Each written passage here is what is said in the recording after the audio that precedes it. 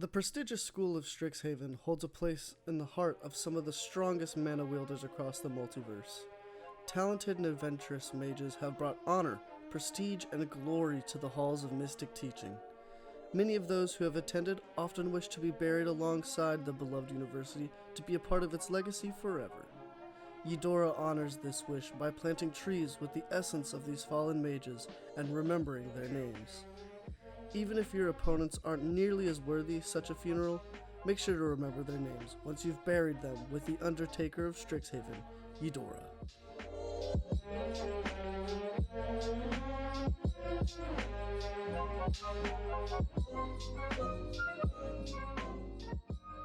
Yedora Grave Gardener is a 5/5 tree folk druid that costs 4 generic and 1 green.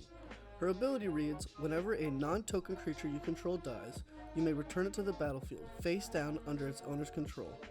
It's a forest land. Our strategy is to play small creatures with value that are willing to be sacrificed or even do it themselves to create a large amount of forests. Forests we can use as mana, utility, or an army. When Yedora is on the battlefield and we sacrifice Secure Tribe Elder using its ability, or use Spawning Pit on Den Protector, the creature instead returns from the graveyard face down as a forest land. Cards with the Morph ability are still able to morph, so cards like Den Protector and Anok Survivalist can easily become repeatable effects. Cards like Quirion Ranger and Scrib Ranger will let you bounce those quote-unquote forest back into your hand for extra value. Speaking of value, every time we're creating a forest, we're triggering landfall abilities. Druid class and Tireless Provisioner will supply you with additional life and mana, while Rampaging Baloths and the Oran Reef Hydra will begin to stomp and swarm your opponents. Now, having a lot of forests is nice, but we need to see some results. Forest matter cards like Dungrove Elder and Colonian Twins are going to make for some massive beaters. Branchwood Armor is also going to let you turn anything into a massive threat. Your forests make for some good resources, but it's time to turn them into your army. Kamal's Will, Root Awakening, and Sylvan Awakening will turn your trees into attackers until end of turn, or in Sylvan Awakening's case, a full rotation. If Yedora is on the battlefield and you lose any forest creatures during combat or to sacrifice, they will simply return back to the battlefield untapped, so there's no reason to fear losing them.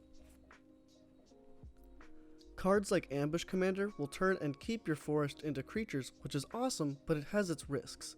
Having your mana base become creatures leaves them vulnerable to board wipes. The protection we're looking for can be found with the aptly named Timber Protector, who is going to give all of your forest indestructible.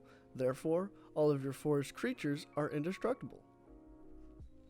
A small Treefolk subtheme makes Treefolk Harbinger a great card for this deck, being able to tutor for Timber Protector, a huge beater, or even removal spells like Lignify and Root Grapple. A few other great land animators are Kamal, Heart of Croja, Embodiment of Insight, and the aforementioned Druid class. Kamal isn't the best animator, but he gives all your attackers +3/+3 in trample. He's really an overrun game ender, but he also happens to animate lands. If you get to the 3rd level of Druid class, you can turn a land into a massive Forest Matters beater. Embodiment of Insight is pretty awesome, animating a land with some impressive stats and keywords on every landfall trigger. Embodiment also gives your land creatures vigilance, so you can attack and then use your forest for mana afterwards.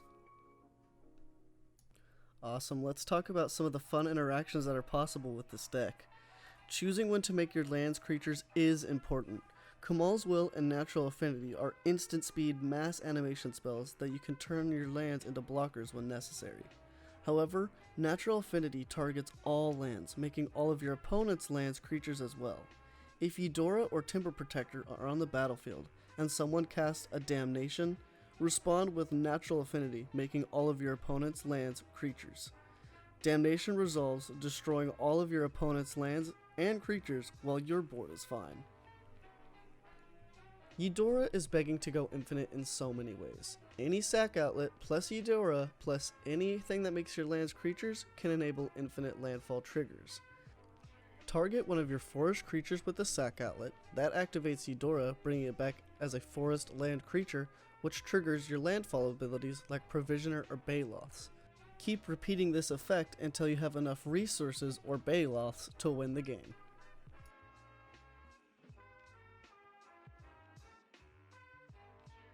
This obscure card called Teamer Charger also enables some infinite mana combos. Having Yedora and Teamer Charger on the field, with a sack outlet like Spawning Pit and a green card in your hand, you can produce infinite mana. Sacrifice Teamer Charger, turning it into a forest, and tap the forest for mana. Activate Teamer Charger's morph cost by revealing a green card in your hand, transforming it into an untapped Teamer Charger. Sacrifice the Teamer Charger to repeat for infinite mana.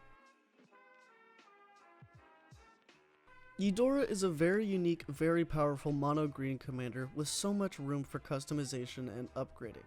Yedora is begging to combo off. You don't even have to try that hard to get infinite mana, so that's a fantastic route to take. I think another fun route to take would to just go all in regards to making your lands creatures and beating your opponents down, but that's up to you to decide. There's also no reason you couldn't— oh, that's the bell. Sounds like class is in session. Now you don't want your adversaries to be tardy to their schooling, do you? You're the professor commander here after all. Teach them a lesson.